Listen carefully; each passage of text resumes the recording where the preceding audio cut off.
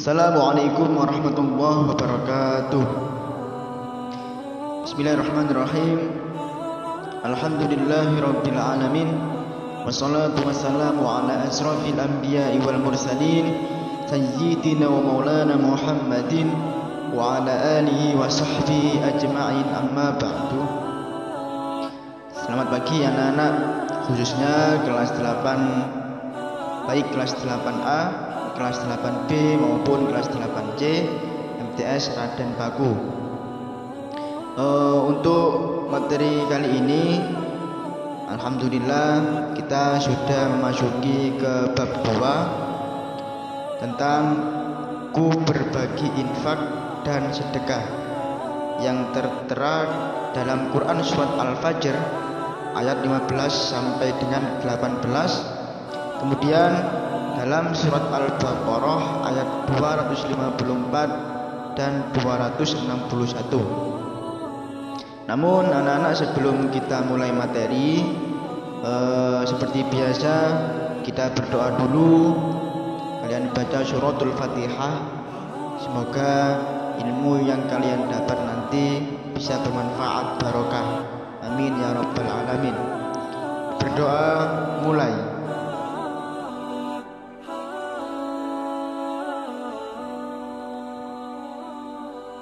Berdoa selesai. Baik anak-anak, langsung saja kita memasuki ke dalam materi, yang mana dalam materi bab 2 ini indikator pembelajaran. Yang pertama, siswa harus bisa menjelaskan pengertian infak.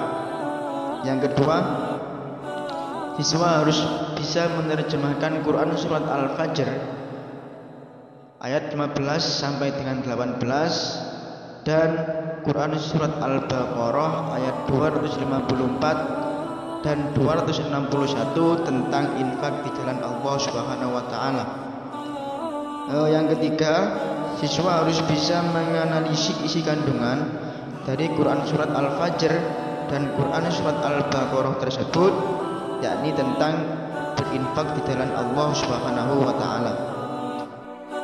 Selanjutnya anak-anak, pertama kita membahas tentang isi kandungan Quran surat Al-Fajr dan Quran surat Al-Baqarah. Namun sebelum kita masuk ke isi kandungan, kita pahami dulu tentang pengertian infak dan sedekah. Di sini dijelaskan bahwa infak berasal dari kata anfaqa yunfiqu, yang artinya membelanjakan atau membiayai yang berhubungan dengan perintah-perintah Allah. Kemudian menurut Kamus Besar Bahasa Indonesia, infak adalah pemberian atau sumbangan harta dan sebagainya selain zakat wajib untuk kebaikan. Sedangkan menurut istilah, infak berarti mengeluarkan atau memberikan sebagian dari harta atau pendapatan untuk suatu kepentingan yang diperintahkan dalam ajaran Islam. Infak pasti berbeda dengan zakat. Infak tidak mengenal istilah nisab dan jumlah yang ditentukan secara hukum, tetapi sesuai dengan kemampuan masing-masing. Jadi anak-anak, infak itu berbeda dengan zakat. Kalau infak tidak mengenal istilah nisab ataupun jumlah. Baik anak-anak, selanjutnya tentang Quran surat Al-Fajr ayat 15 sampai dengan ayat 18. Sebagaimana dicontohkan seperti berikut. A'udzu billahi minasy syaithanir rajim. Bismillahirrahmanirrahim. Fa'ammal insanu idza mabtalahu rabbuhu fa'akramahu wa na'amahu fayaqulu rabbi akraman wa amma idza mabtalahu faqadara alayhi حقه فيقول ربي أهانن كلا بل لا تكرمون اليتيم ولا تحاضون على طعام المسكين صدق الله العظيم.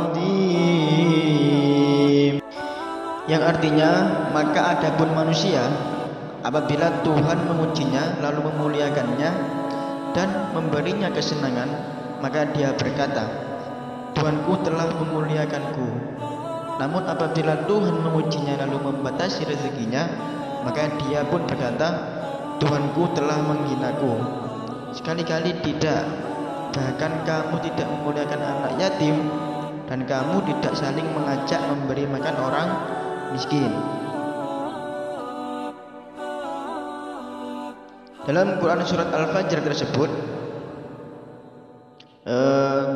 dijelaskan bahwasanya kecenderungan manusia merasa mulia dengan rezeki yang diberikan Allah Subhanahu wa taala. Padahal tidaklah demikian. Sesungguhnya harta itu hanyalah ujian dan cobaan bagi mereka. Begitu pula sebaliknya, jika mereka diberikan kesempitan rezeki, mereka menganggap Allah Subhanahu wa taala menghina mereka, padahal tidak. Sesungguhnya Allah memberi rezeki kepada siapapun yang disukainya dan tidak disukainya. Begitu pula Allah menyempitkan rezeki kepada siapapun yang disukainya dan tidak disukainya.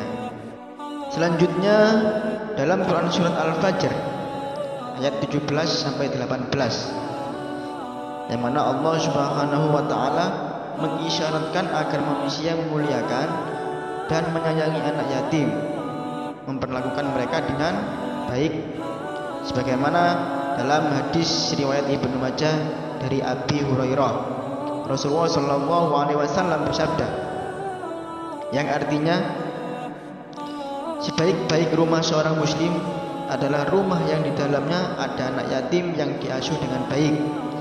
Seburuk-buruk rumah orang Islam yang di dalamnya ada anak yatim yang diperlakukan dengan jahat. Selanjutnya Quran surat Al-Fajr ayat 18. Allah Subhanahu wa taala memperingatkan agar manusia saling menyeru, saling mengingatkan untuk menyeru memberi makan pada orang miskin. Orang-orang yang tidak menyantuni anak yatim dan tidak menyeru memberi makan orang miskin termasuk dalam artian pendusta agama, bagaimana yang tertera dalam Quran surat Al-Maun ayat 1 sampai 3. Ara'aital ladzi yukadzibu biddin fadzalikal ladzi yad'ul yatim wa la yahuddu 'ala ta'amil miskin. Tahukah kamu orang yang mendustakan agama? Itulah orang yang menghardi anak yatim dan tidak menganjurkan memberi makan orang miskin.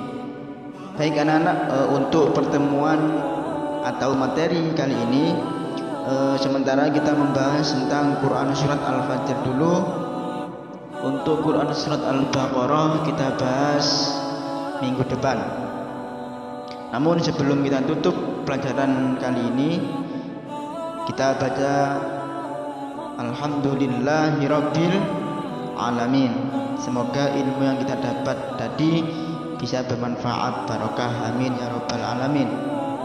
Sekian dari saya. Kalau ada yang kurang paham boleh ditanyakan langsung kepada Pak Bidin melalui grup WA ataupun chat pribadi. Sekian dari saya. Wallahul muwaffiq ila aqwamit thoriq. Wassalamualaikum warahmatullahi wabarakatuh.